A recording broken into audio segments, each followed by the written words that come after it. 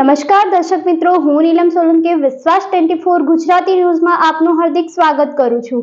હવે નિહાળો આજના મુખ્ય સમાચાર। પાલનપુરમાં 2 ઇંચ વરસાદમાં જ ઠેર ઠેર પાણી ભરાઈ જતા લોકોમાં નારાજગી જોવા મળી। પાલનપુરમાં સવારે વહેલા વરસાદ આવતા લોકોના ઘરોમાં પાણી ભરાયું। પાલનપુર જનતાનગર વોર્ડ નંબર 4માં વરસાદી પાણીનો નિકાલ ન હોય તે લીધે લોકોના ઘરોમાં પાણી ભરાયું।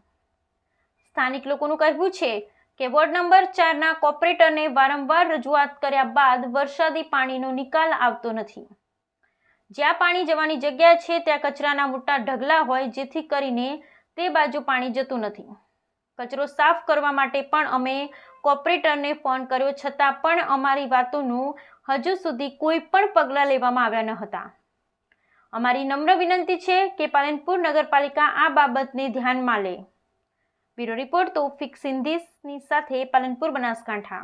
भाई 4 नंबर वार्ड में सिर्फ 2 कलाक बरसात आई है, उसमें हमारे सब के घरों में पानी घुस चुका।